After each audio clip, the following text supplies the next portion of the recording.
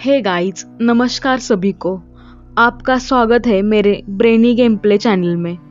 I hope guys आप सभी अच्छे हो।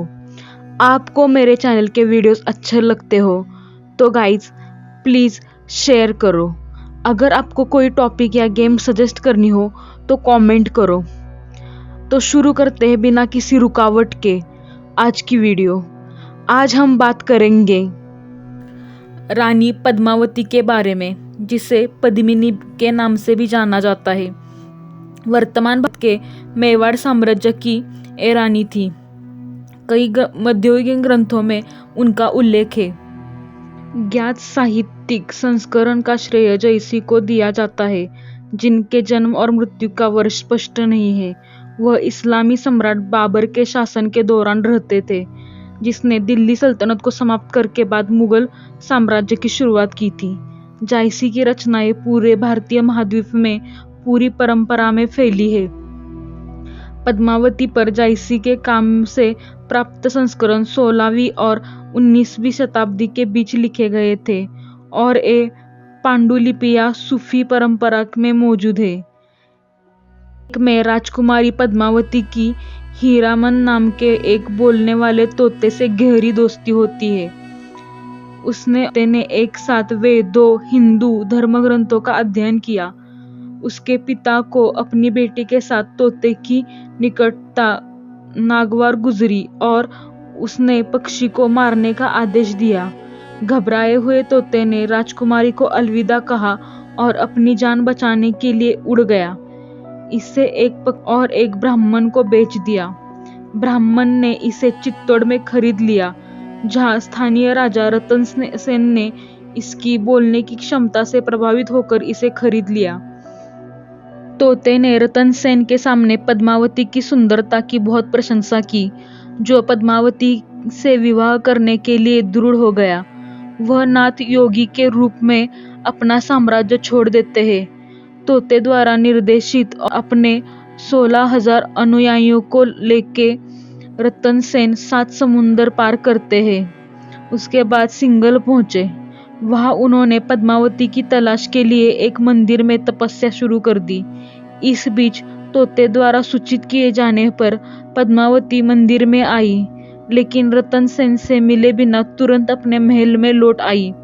एक बार जब वह महल में पहुंची तो वह रतन सेन के लिए तरसने लगी। इस बीच रतन सेन को एहसास हुआ कि उन्होंने पद्मावती से मिलने का मौका गंवा दिया है। निराशा में उसने आत्मदाह करने का फैसला किया, लेकिन उसके अनुयायी ने उनको रोक लिया। उनके अनुयायियों के सलाह पे उसने सिंघल साम्राज्य के शाही किले पर हमला किया। वे पराजित हुए और कैद कर लिए गए, जबकि वे अभी भी तपस्वियों के वेश में थे। जैसे ही रतन सेन को फांसी दी जाने वाली थी, उसके शाही नौकर ने बंधकों को बताया वह चित्तौड़ का राजा है। इसे के बाद गंधर्व सेन ने पद्मावती की शादी रतन सेन से कर दी और रतन सेन के साथ आए 16,000 पुरुषों के लिए सिंघल की 16,000 पद्मिनी महिलाओं को भेजा। कुछ समय बाद रतन सेन को एक दूत पक्षी से पता चला कि उनकी पहली पत्नी नागमती चित्तौड़ में उनके लिए तरस रही है। रतन सेन ने अपनी नई पत्नी पद्मावती, अपने 16,000 अनुयायी और उनके साथ उनकी 16,000 पत्नियां उनको लेके चित्तौड़ लौटने का फैसला किया। में रतन सेन की 2 पत्नियों नागमती और पद्मावती के बीच प्रतिद्वंद्वित्व विकसित हुई। कुछ समय बाद रतन सेन ने धोखाधड़ी के आरोप में राघव चेतन नामक एक ब्राह्मण दरबारी को निर्वासित कर दिया। राघव चेतन दिल्ली के सुल्तान अलाउद्दीन खिलजी के दरबार में गए और उन्हें असाधारण सुंदर पद्मावती के बारे में बताया।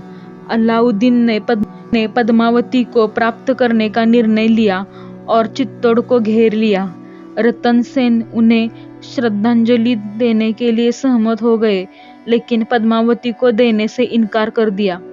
चित्तौड़ किले को जीतने में असफल होने के बाद अलाउद्दीन ने रतन सेन के साथ शांति संधि का नाटक किया। उसने धोखे से रतन सेन को पकड़ लिया और पद्मावती ने रतन सेन के वफादार सामंत गोरा से मदद मांगी, जो अपने अनुयायियों के साथ पद्मावती और उसकी महिला साथियों के वेश में दिल्ली पहुंचे। उन्होंने रतन सेन को बचाया। गोरा दिल्ली की सेना से लड़ते हुए गया, जबकि रतन सेन और बादल सुरक्षित चित्तौड़ पहुंच गए। इसी बीच चित्तौड़ के पड़ोसी कुंभलनेर का राजपूत राजा देवपाल भी पद्मावती पर मोहित हो गया था। जब रतन सेन दिल्ली में कैद थे तो उन्होंने एक दूत के माध्यम से पद्मावती को विवाह का प्रस्ताव रखा। जब रतन सेन चित्तौड़ लौटे तो उन्होंने देवपाल को इस अपमान के लिए दंडित करने का निर्णय लिया। आगामी एकल युद्ध में देवपाल और रतन सेन ने एक दूसरे को मार डाला। इस बीच अलाउद्दीन को प्राप्त करने के लिए एक बार फिर चित्तौड़ पर आक्रमण किया। अलाउद्दीन के खिलाफ एक निश्चित हार का सामना करते हुए नागमती और पद्मावती ने चित्तौड़ की अन्य महिलाओं के साथ पकड़े जाने से बचने और अपने सम्मान की रक्षा के लिए सामूहिक आत्मदाह, जिसे जोहर कहते हैं, कर लिया। चित्तौड़ के लोगों ने अलाउद्दीन के खिलाफ मौत तक लड़ाई लड़ी, जिसकी जीत के बाद एक खाली किले के अलावा कुछ भी हासिल नहीं किया। खिलजी की शाही महत्वाकांक्षाओं को रतन सेन और पद्मावती ने हरा दिया, क्योंकि उन्होंने समर्पण करने से इनकार कर दिया और इसके बजाय खुद को नष्ट कर लिया। आई होप गाइज आपको मेरी आज की वीडियो पसंद आई हो। आपको मेरी वीडियो पसंद आई हो तो प्लीज गाइज लाइक, शेयर और चैनल को सब्सक्राइब करें। Thanks for watching.